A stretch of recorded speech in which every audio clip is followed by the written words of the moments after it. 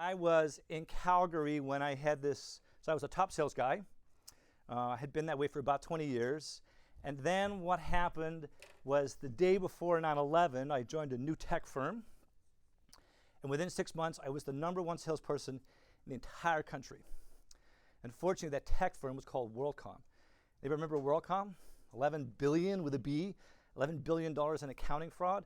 I went from hero to zero in 21 days. And for the first time in my life, nobody would buy from me. And this had never happened. And I couldn't understand it. So I waited until August. I had some holiday time coming to me. And I spent a month of afternoons reflecting on my luck as a salesperson. When was I good? When was I great?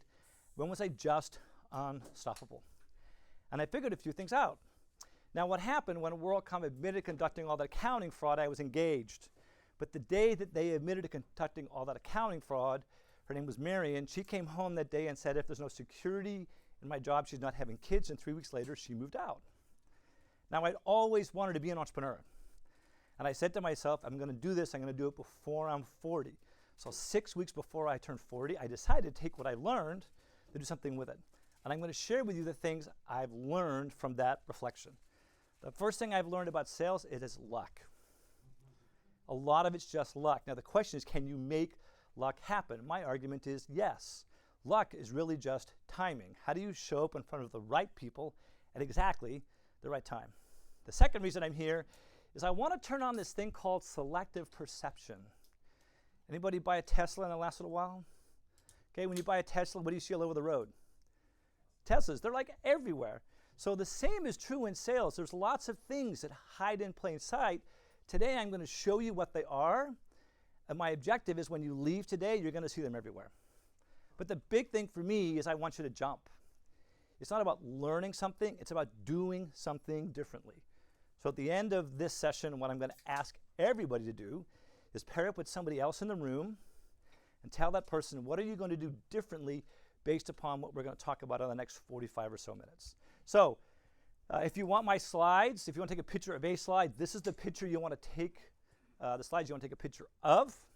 If you use this link, it will take you straight to all my slides for the rest of the presentation. So you don't have to take copious notes, just sort of take your own ahas and write them down. So this is where my slides are. I'll just wait till everybody's had a chance to take a picture, and then I'll go on.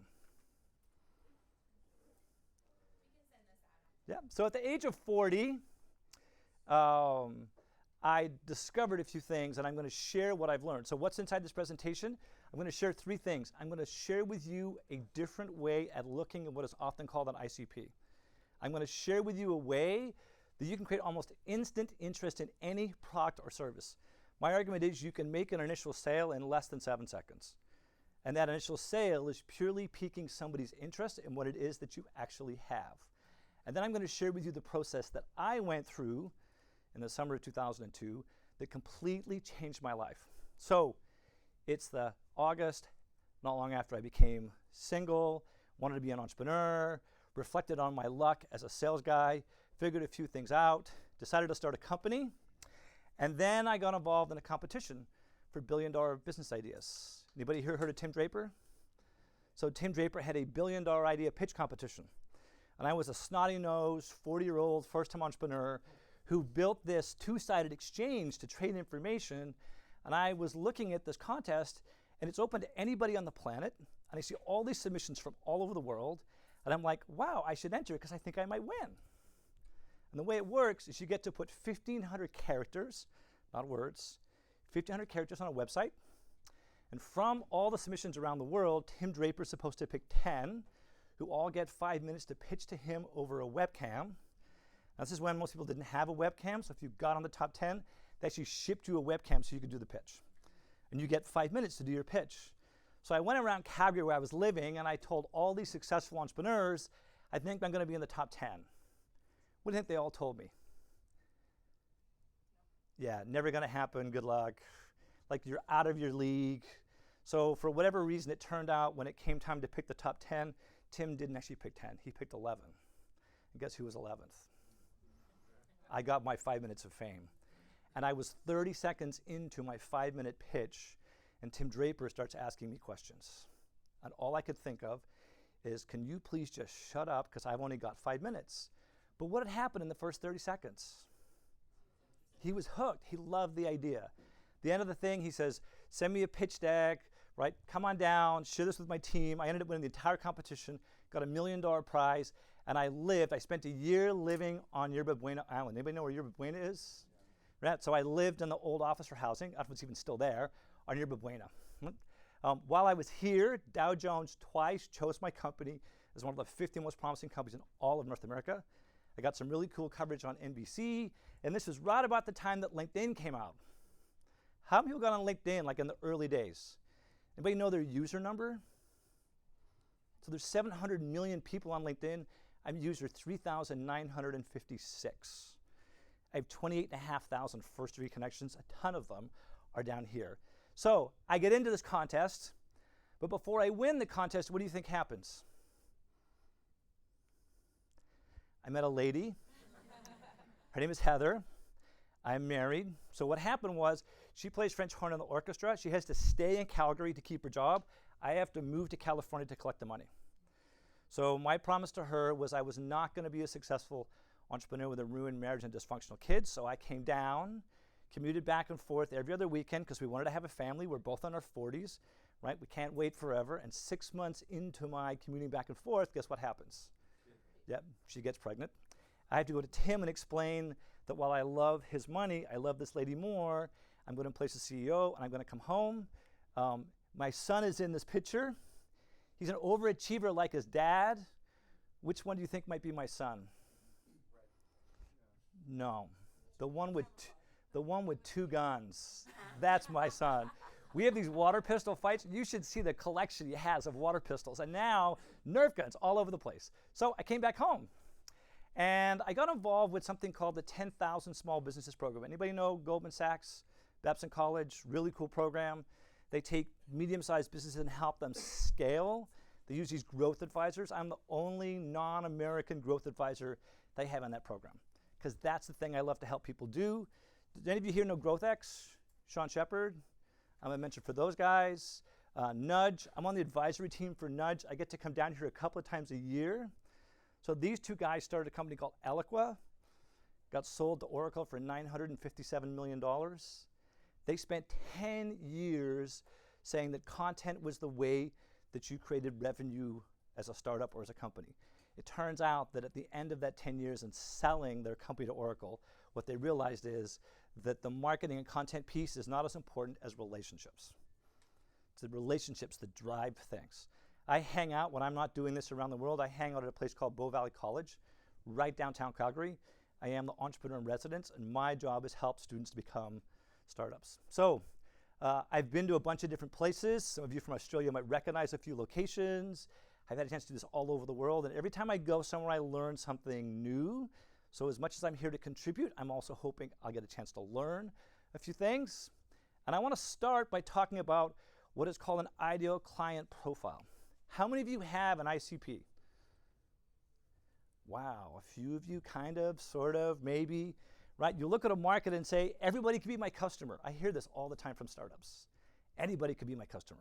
It's not just anybody. It's people that actually have a problem that you can address. And even if you can address the problem, the hard part with this audience is you can't get to them. So you have to find the people that are reachable. And even the people that are reachable, the problem is they're not interested. They're not interested because they're not motivated. So my argument is, if you want to find a way to grow faster, you need to focus more on the portion of the marketplace that is more motivated to change and pretty much leave everybody else behind. A long time ago, there was an article written about this whole thing, and it basically says that if you chase a smaller market, you will grow twice as fast. So the question is, what's the portion of the marketplace that you want to chase? And we'll spend some time talking about this. So this, what I'm going to share with you, is the first thing I figured out in the summer of 2002. For almost 20 years, in all my 6, 7, 8-figure deals, there was this sequence of things that would happen, and I would talk to people, and a bunch of them would be in this buying mode of what is called status quo. Status quo are people that are happy with what they have and they see no reason to change. What's the likelihood someone's going to change if they're happy with what they have, even if you show up with something better? If you want to know what the average close ratio is when you show up in front of someone who's buying mode of status quo, you want to guess? Yeah, it's like pretty close to 0. I think these people are a complete waste of time. Now, at some point, something happens, and this was my first epiphany in 2002. There is this thing called a window of dissatisfaction. These are people that are unhappy with what they have, but they're so busy solving other problems, they haven't gotten to this problem yet. Now, if you showed up in front of people like this, what do you think your average close ratio is now? Anybody want to guess? Pick a high number. No, not even close. It's closer to 75%. In fact, Forrester's research says it's 74. My history as a sales guy was 80. I thought I was brilliant. Turns out I'm actually not much better than the average. It's just getting to people who are here is really the secret around how do you get customers. The problem is we miss them way too often. Then they start the process of talking to a whole bunch of other people, so they're unhappy and doing something about it. If somebody picks up the phone and calls you, what do you think the odds of them becoming your customer is now? So it's 75% over here. What do you think it is over here? Sorry? It's about 15%. It's like you're like 1/5 as likely. And then maybe people will actually go away and continue the whole process. So what I've learned is whoever you're talking to, they're always in one of 3 different what I call buying modes. And I spent some time after having this discovery about this window of dissatisfaction and the different buying modes. And what I was trying to figure out after that was what would trigger someone to go from being in the buy mode of status quo to all of a sudden being in the window of dissatisfaction. What had changed? And it took me a few weeks, and then I had my second epiphany. It turns out it's this. So this is a married man going bald who every day wakes up older, heavier, grayer, balder, but doesn't go by Rogaine until he has a very specific event. What's the event that makes a married man go by Rogaine? Divorce. Totally, he gets a divorce, right? What do? You get up that day, you're like, okay, I need to go by Rogaine. You leave the house and you're on the way to the drugstore, but before you get to the drugstore, you see a gym. You're like, if I'm back on the market, I better lose some weight. So you sign up for a gym membership. You leave the gym and you're still on your way to the drugstore and you see a men's shop. You're like, if I'm going to lose some weight, I better buy new clothes. You leave the men's shop, you buy the Rogaine at the drugstore, but between the drugstore and your house, what is there? There's a Ferrari dealership. And you buy yourself a brand new car. All of this because of one specific event. So let me give you a different example. Let's talk about life insurance. What do you think is the number one thing that triggers more people to buy life insurance than everything else combined? Absolutely. You pee on a stick and guess what happens? You give up your house in a busy street, or you give up your apartment, you move into a quiet neighborhood. You give up your Mazda 323, you buy a Subaru station wagon. And all of a sudden, what do? You buy life insurance and you have a will. It turns out the exact same thing happens in business, not just in consumers. So people start out in this buying mode of status quo. I'm happy, I see no reason to change. Then all of a sudden they have an event. Now all of a sudden they want to change. When they want to change, now they're in this window of dissatisfaction. They're thinking of changing, right? You talk to someone who will say, can you phone me back in 18 months? Because then I'll be ready. But the problem is you phone them back in 18 months or 15 months, and what's happened? They've already bought something. So you need to find a way to get in front of these people. Now, just because they want to buy doesn't mean they will. They generally have to have a second event. The second event is when all of a sudden they can afford to change. Now they have more money, or now they have more time. And it's only then when they'll start this process of actually searching for alternatives. And some of you might even have some customers like this that are interested, gone through this process, but they haven't decided to buy from you yet because there's a third event they have to have. So let me give you an example. How many of you got the first iPhone when it first came out? Yeah, so I got the first, not the first iPhone, but the first model, but I live in Canada. I found it on eBay. It was $660, okay, US. I found some software to hack into it. The provider I have at home is a GSM network, so guess what? I could bring it here. Now, I went to my wife and told her about this $1,000 phone. What do you think my wife said to me? You're crazy. Like, what's wrong with your own phone? So I couldn't justify the purchase, and I didn't buy it. But about 3 months later, something happened.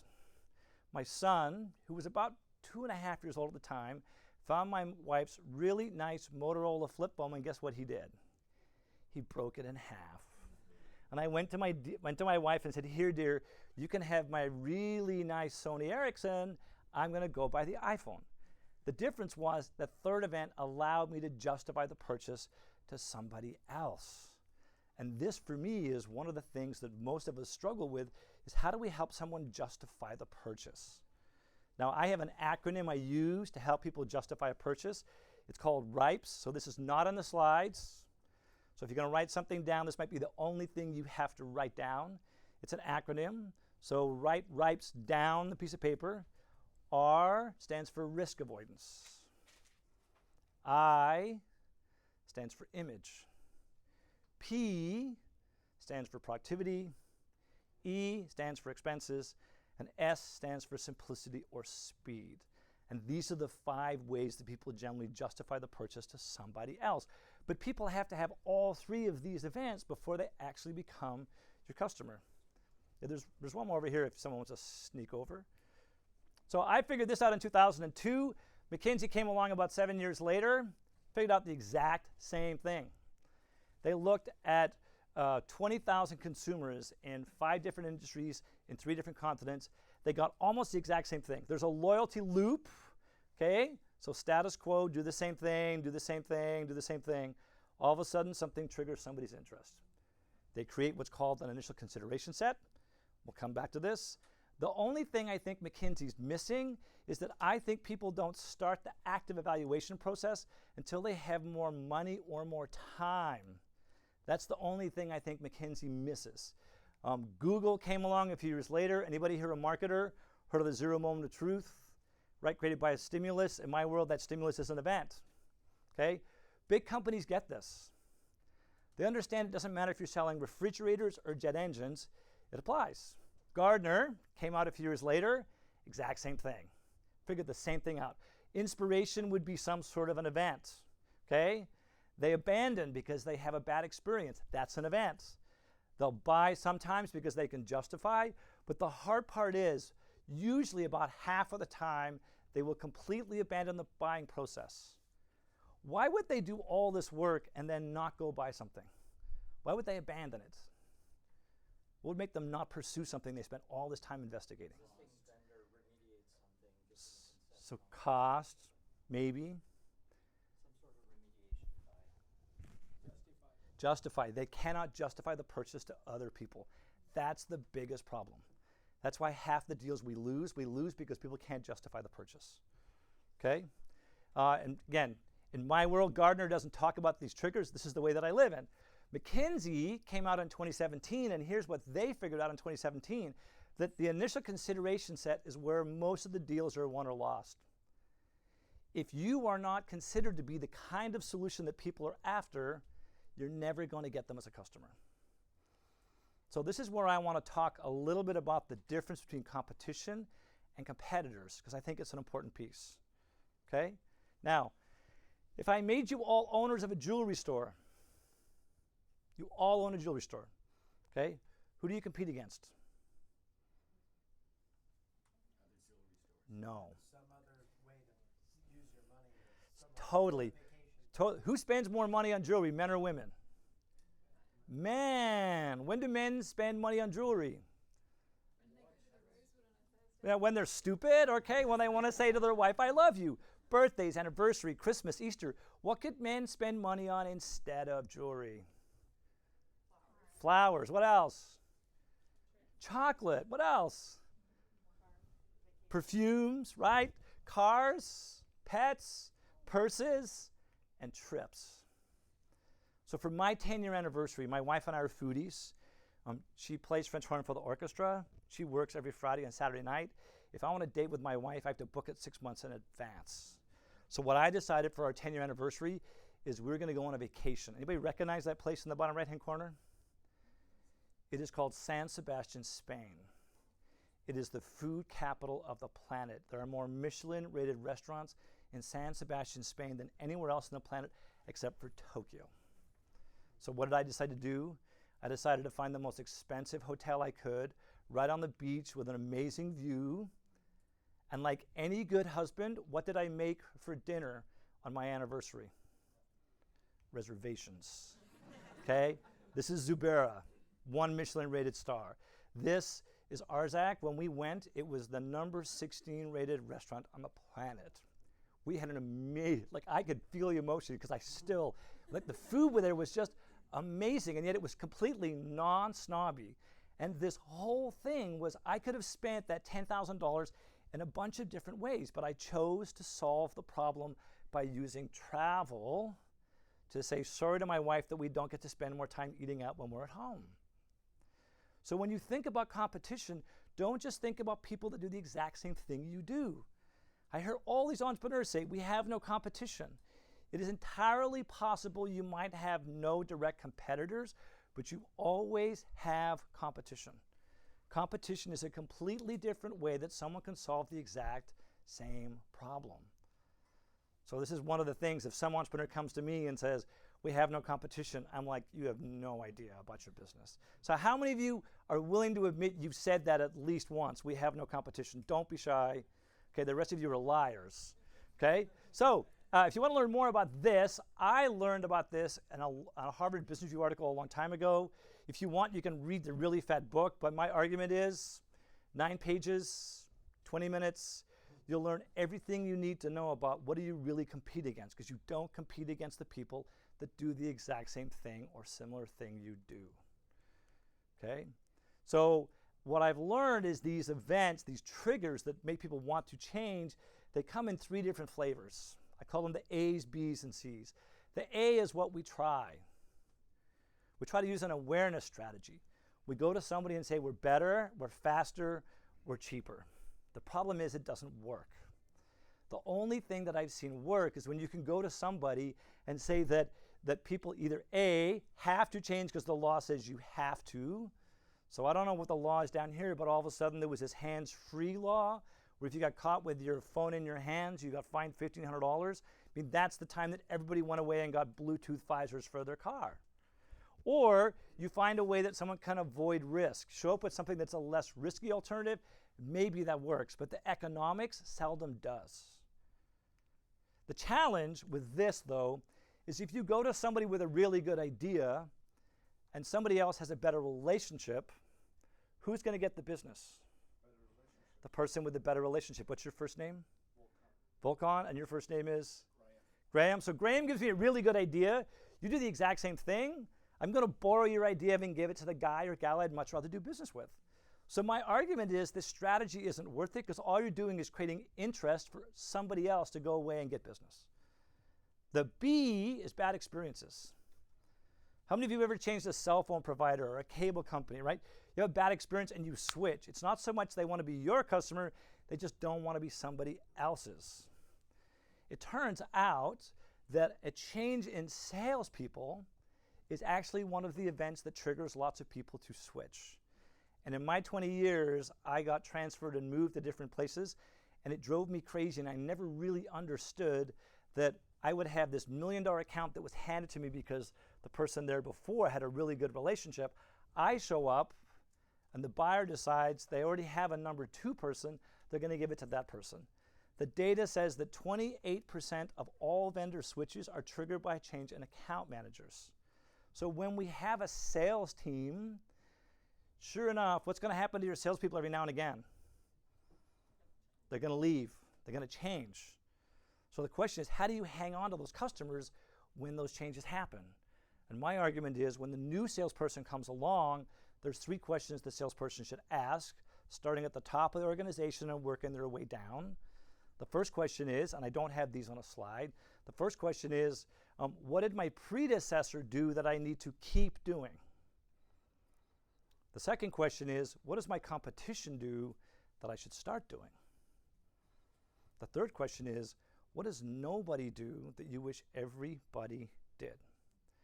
Now, I learned from when I lost that $1 million customer, because when I moved to Vancouver and was given a $5 million customer, I knew I had to keep them as a customer, a good customer. I was going to be in trouble. And I went through that process from the top all the way down the organization. And this was in the mid-90s, and I got one response from almost everybody around, what does nobody do you wish everybody did?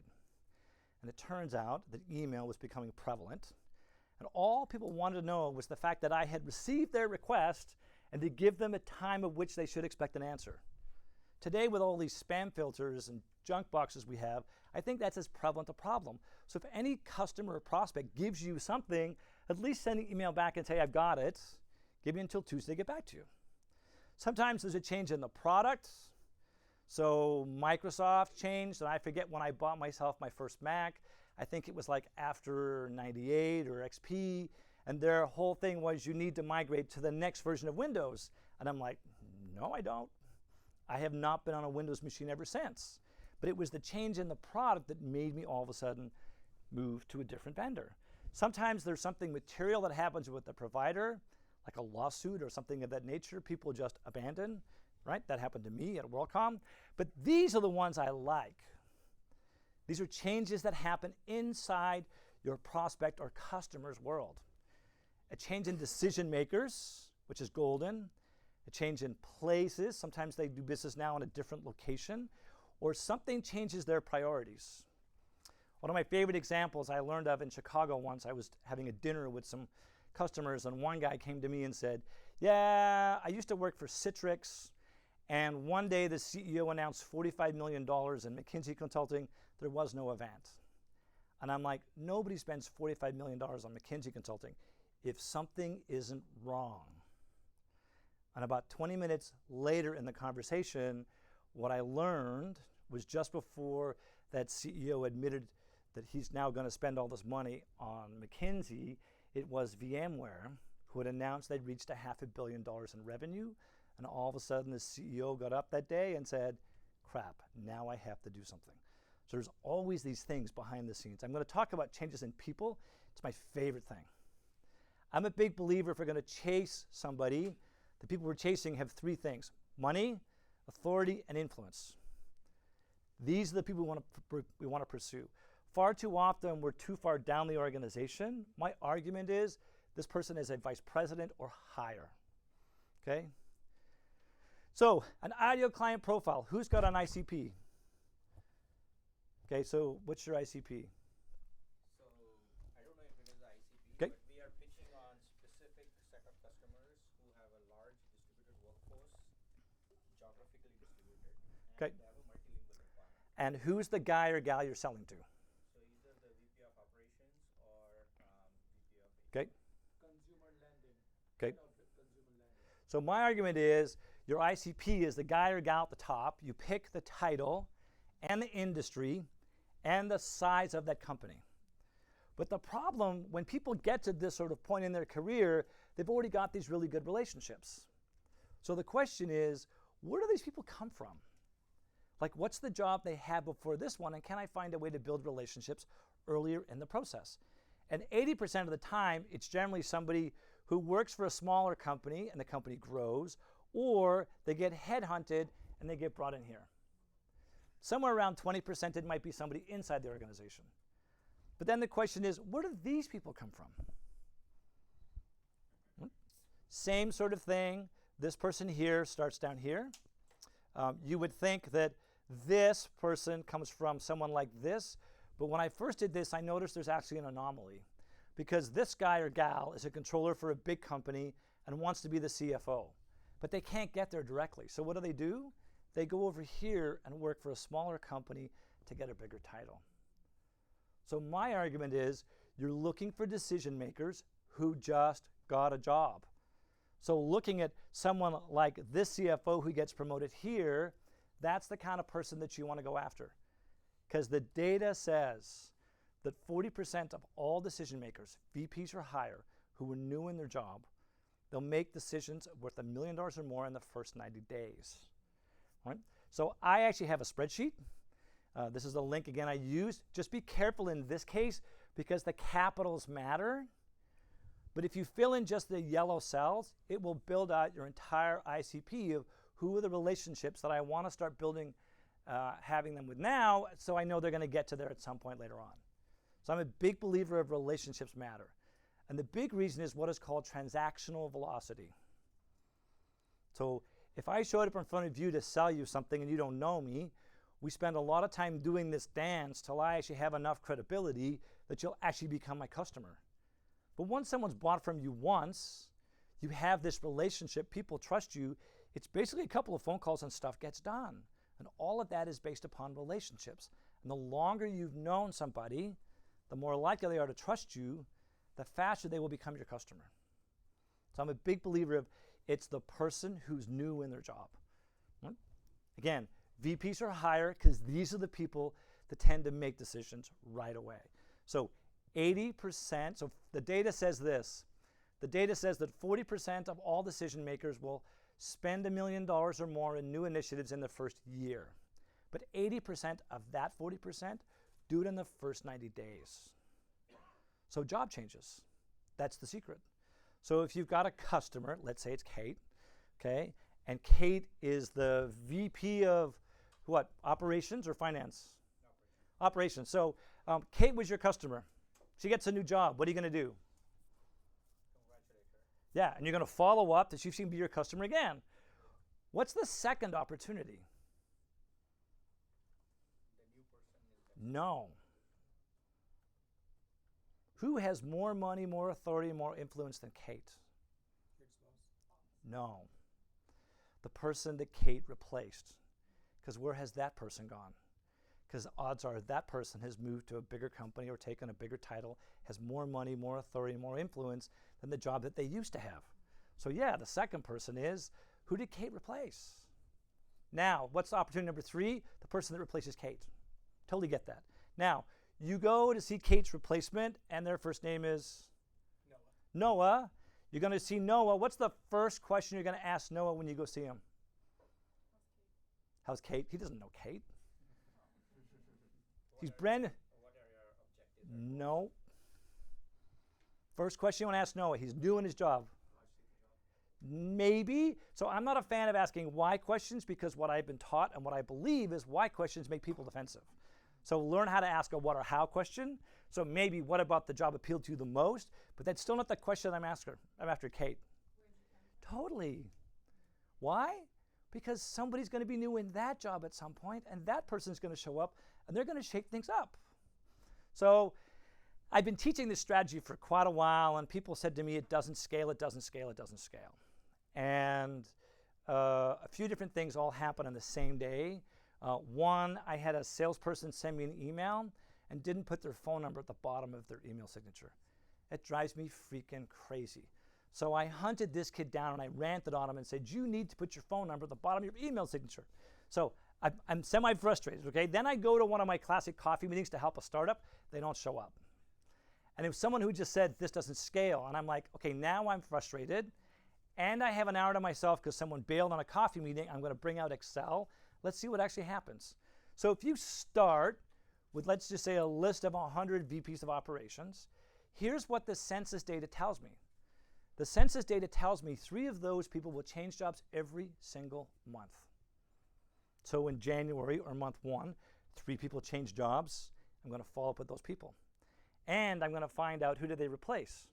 Now the next month, what happens? 3 more people change jobs, 3 more people they replaced, people that then take their place. So you can start building out this list of prospects just because you're following all these job changes. Now you might say to yourself, this is not a lot, but what happens when you add them up is all of a sudden it gets to become a really big number.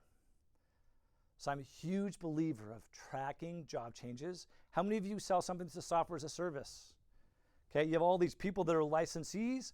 When that license gets canceled or transferred, what does that tell you? Somebody's changed, gone to a new job. We have them on a mailing list and their email address bounces. Way too many marketers just take them off the list.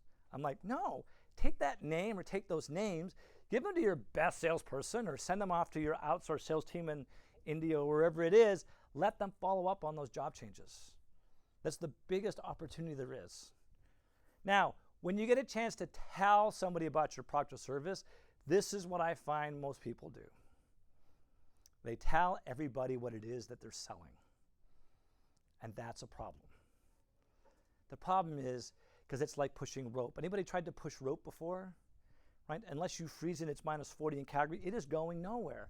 Yet that's what we all do. We pick up the phone, we call somebody, we tell them exactly what we're selling. And what do they usually say to us when we get there? Right? So I'm going to come to Noah and say, "No, would you like a new phone?" What are you going to say to me? No.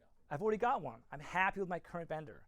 So the way that you create interest in what you do, it's kind of like building a bridge. In the old days, the way that we built bridges, you would have one person on one side of the valley with a bow and arrow. And on the other side of the valley, you would have someone hiding in the bushes. And this person would shoot the arrow across the valley.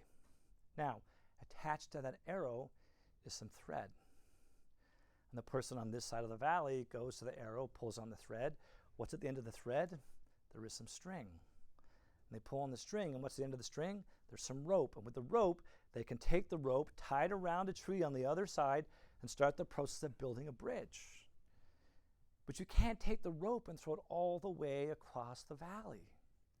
So for me, we need to figure out, how do we find a way to create interest in what we do by just throwing something across the valley that has the other person ask a question? And the only question I want someone to ask is, how do you do that? And that's when you can create instant interest in your product or service. So instead of trying to tell people what you want to say, how can you tell people what they want to hear? I call it a 7-second sale.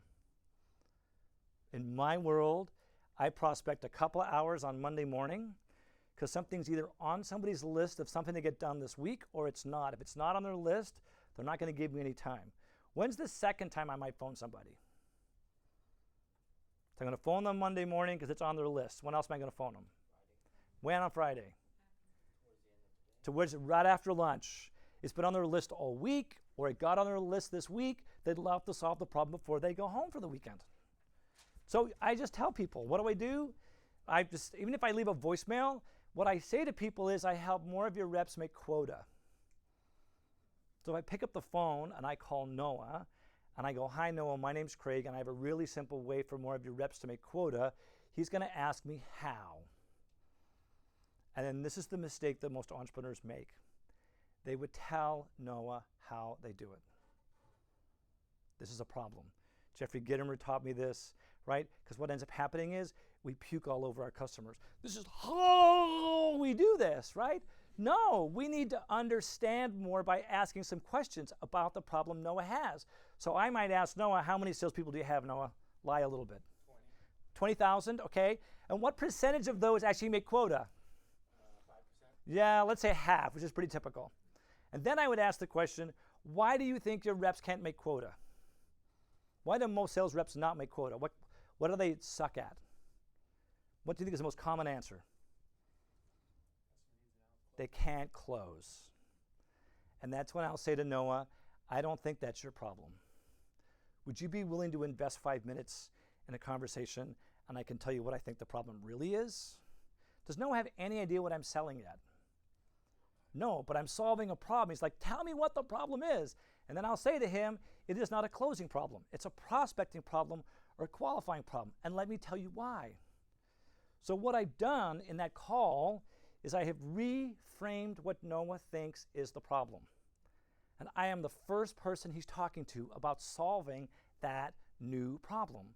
So when we phone these customers who are in the window of dissatisfaction, or prospects rather, what we're trying to do is reframe what they think is the problem so they spend money on trips instead of on jewelry. And that, for me, is where you'll be way more successful, when you get to people early and redefine the problem so they think about your solution as the best way to make that actually happen. Now, all of this stuff that I figured out because I don't analyze the deals I lose. I just analyze the deals I win. Now, for 20 years, I had sales managers. If I ever lost a deal, what would my sales manager always tell me? Don't lose the lesson. So you do all this lost sales analysis, hoping you can figure out how to win more, right? If you ever go see Guy Kawasaki will tell you hope is not a strategy. Sometimes he's annoying because no matter what you tell him, he says, hope is not a strategy. I'll come up with it multiple times in a conversation. So what happened when I did this in 2002, I went to the internet out of curiosity, and I typed up a phrase between quotes, lost sales analysis. So it's the summer 2002. I type in this phrase between quotes. How many pages do you think there were on the internet that talked about how to analyze the deals you lose? 50,000 pages on the internet. I took out the word lost, and I replaced it with the word won. So now I'm looking for the phrase won sales analysis. How many pages do you think I found on the internet then? 2. Of all the time people spend analyzing the deals they lose, they spend no time analyzing the deals they win. Sorry? That was on Google. Good question. Yes. Okay, a little dig there. That's okay. I get that. But no, this was on Google. I'm like, wow. So I realized I had something. So here's my process. Every time you win a deal, now when you get to the point you're winning lots, you might focus on the ones that happen fast. You get to a decision maker. People don't nickel and dime you to death, and they're willing to be a reference. But in the short term, every time you win a deal, we should analyze the deals we win. So here's what happens. People have an event they want to change. We should ask them, what was that event? Now, the challenge with question number 1 is it tells you about event number 2 when they could afford to change. And what I've learned is that as time goes on, their interest or motivation to change goes down. So I got to get to people sooner. So question number 2 is, when did these events happen? And more times than not, they'll then tell me about the first event that made them all of a sudden want to change. At what point did their expectations get beyond their perception of the performance of what they're using today? Now, last question. What made you choose us? If you want to have a really good value proposition that has no nouns that describe the product or service, you need to ask your customers, what made you choose us? And what you're listening for are the verbs they use to describe the outcome they got out of being your customer. So whether it's have more reps make quota, turn more B players into A players, shorten a sales cycle, grow twice as fast, these are the things that customers tell me. So when if I'm going to leave a voicemail, I'm going to say exactly that on the voicemail because that's the way they call me back. What should question number 4 be? Any idea what question number 4 should be? Can you refer me to somebody else? What else do you need? No, my argument is we can learn from a guy whose name is Kurt Lewin. Kurt created this process called force field analysis. There are all these drivers for change. We're telling these people, there's our risk avoidance, image, productivity, expenses. These are all the reasons people change. But there's all of these reasons that people don't change. All these things people have to do before they can become your customer.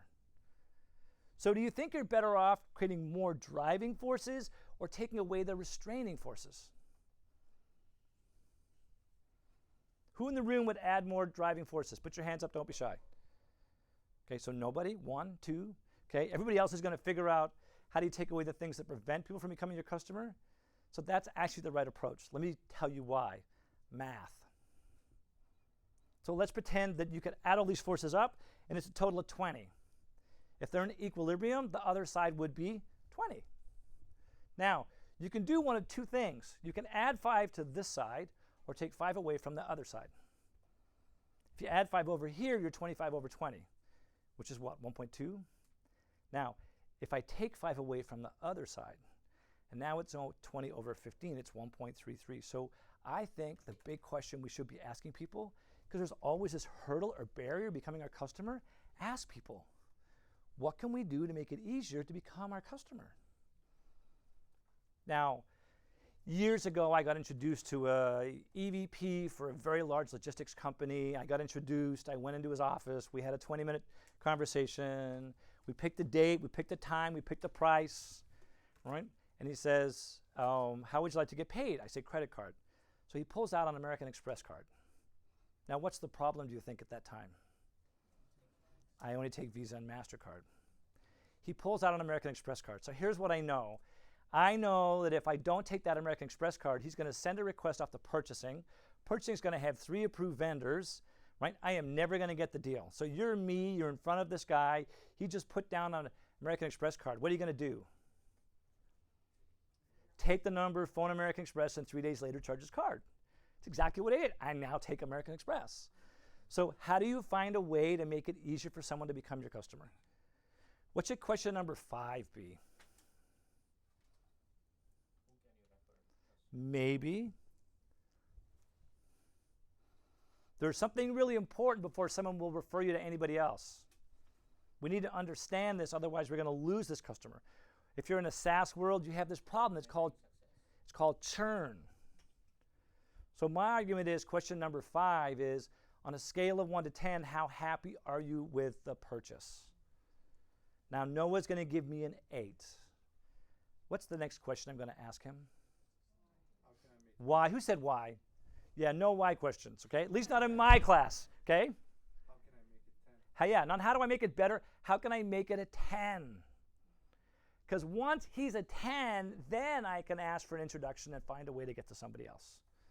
So I came here for 3 reasons. 1, help you understand the impact of timing, right? 2, turn on the selective perception. Hopefully now you will hear or see differently, because you'll talk to someone who says, I'm thinking of changing, call me back in a year. What do you know about that person?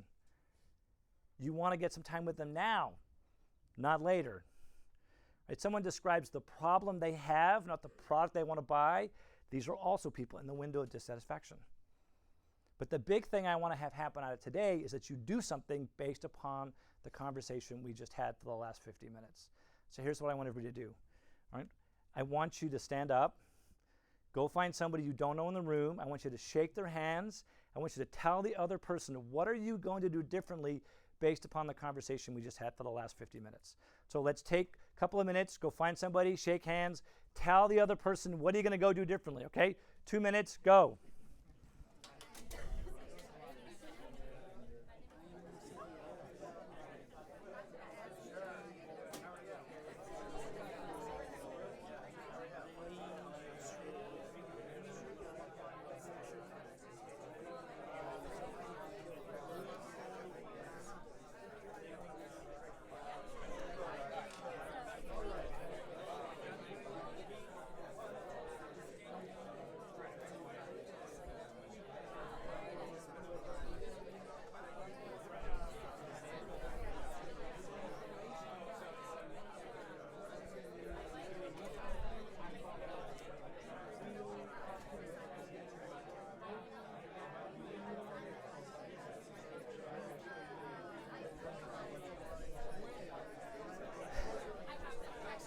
Did you take something away?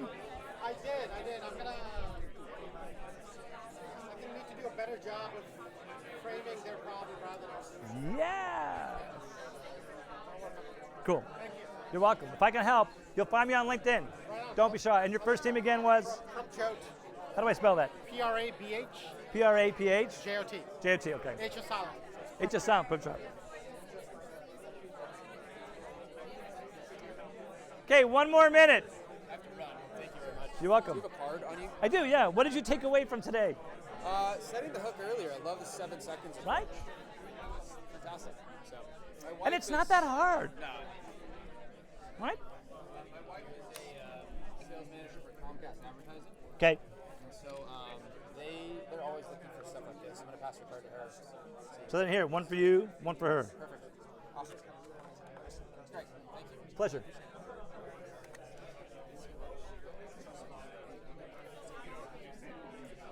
Okay, 30 seconds left and we'll come back, okay?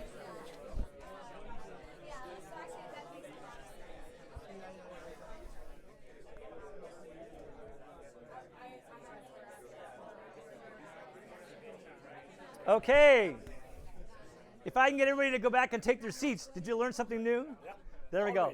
So I came and saw Paul. Paul's with Ty, and I was really impressed because I came actually as a guest, and I came to learn something from Paul. And then I went at the end of his session to go say hello, and he's like, I think I'm in your session on like Wednesday. And what would impress me, you've been doing sales for how long and teaching it for how long? Years. He's like, I came to see if I could learn something. That, I think, is the biggest thing we should all spend more time doing. How do we find a way to be curious? We can always get better, right? I came to learn from him, right? Paul, pleasure. So, sales is like life. If you want something, all you have to do is what? Ask. So I would be a hypocrite if I didn't ask something of everybody in this room. In fact, I'm going to ask for two things. The first thing I'm going to ask is I'm going to ask you to hold the other person accountable for the promise they just made to you. Here's the other thing I'm going to ask for. I'm going to ask you to hold yourself accountable for the promise you just made to the other person. Okay? I think most of you took a picture of my slides. I gave away my book. So when I left California, I went back to Calgary. I was home for 3 days and got asked to go speak at a CEO conference. And I had this little 25-minute speech about some of the stuff that was in here. And a whole bunch of the CEOs in the room all said, wow, that's fantastic. I've never seen anything like this before. Can you give a 2-day version to my team? Now, in my head, I'm saying, all I have is 25 minutes. But what I said to them was, I came home to be a dad. Give me 6 months, you can have the half-day version. And then everybody wanted me to travel to go do this. But I wanted to find a way to spend more time with my son, so I wrote a book. The theory being I could just give people the book. It turns out the book won all these awards, and now even more people wanted me to actually go all over the place. So one of the things I just finished doing is there is a group in Canada called the Canadian Professional Sales Association. I just finished off with them. We'll release it in a couple of weeks, an online version of this, and it's all about how can you use social media to get customers. So if you want interest, go ahead. This is totally free. You will find me on YouTube. I'm youtube.com/Craig Elias. What I learned is I need to own my brand. So the lady you saw in the picture, when I met Heather, she was 40 years old. She was a minister's youngest daughter, never been married, wanted to have kids. I was the same way. So we just started dating, and we're like, let's try and have a family. And oh, by the way, you can go back to your dad, who's a church minister. You can explain this whole situation to your dad. Now, her dad, being a church minister, knows how to use a computer, had heard of this thing called Google. So he went to Google to find this guy named Craig Elias. Turns out I have an evil twin. He's a murderer in Pittsburgh. So I've learned, even for all of us in the room, people hear of us, where are they going? They're going to Google to find us. We should all have our own branding all over the place. This is my contact stuff. I'm on LinkedIn. Feel free to connect. I will say yes as fast as I can. And I don't have to be anywhere until like 2 o'clock at the airport. So if somebody wants to drive me to the airport, they can have an extra 30 minutes of my time. Otherwise, I'll call an Uber, okay? Thank you, everybody.